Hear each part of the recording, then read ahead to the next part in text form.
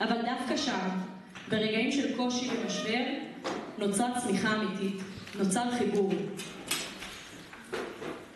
כי כשמעיזים להתמודד, לשאול ולהישבר קצת, הפירות שמבשילים בסוף הם מתוקים ביותר. אני מרגישה שזכיתי ללוות אתכם במסע הזה, ובמיוחד כי זו השנה הראשונה שלי.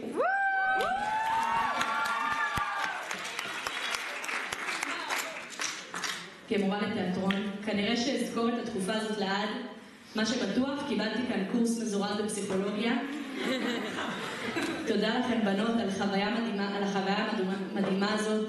תודה על הרגעים, על האתגרים, על הצחוק ועל העומק. עכשיו הגענו לרגע הגדול. איפה אתם? נראה.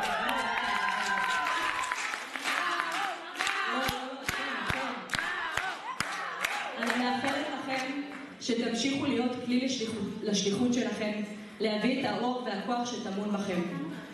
זאת הייתה שנה לא פשוטה, והשאלות שנשאלות על הבמה נולדו מתוך השנה הקשה והכואבת שעברנו.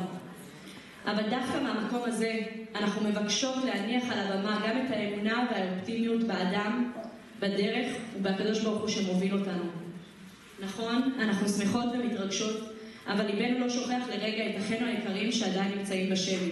בתפילה ענקית לרפואת כל הפצועים, לחזרת החיילים והשבויים לשלום, לגאולה שלמה שבה נזכה גם לתחיית המתים.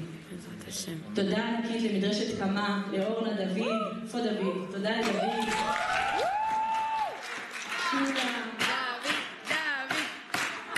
שולה, איילה, שירה, רבקה ולכל צוות מטה. ובעצם לכל הצוות המדהים הזה שנקרא קמה. שבאו לקראתי ולקראת הבנות והיו שם תמיד כאוזן קשבת ולב אוהב. הלוואי לכל תלמידות ומורות לתיאטרון מקום מכיל ואוהב כמו קמה. מקום שרואה ורוצה באמת באמת את טובת התלמידות. אסיים בתפילת השם שפתיי תפתח ופי יגיד תהילתך. בהצלחה יקרות.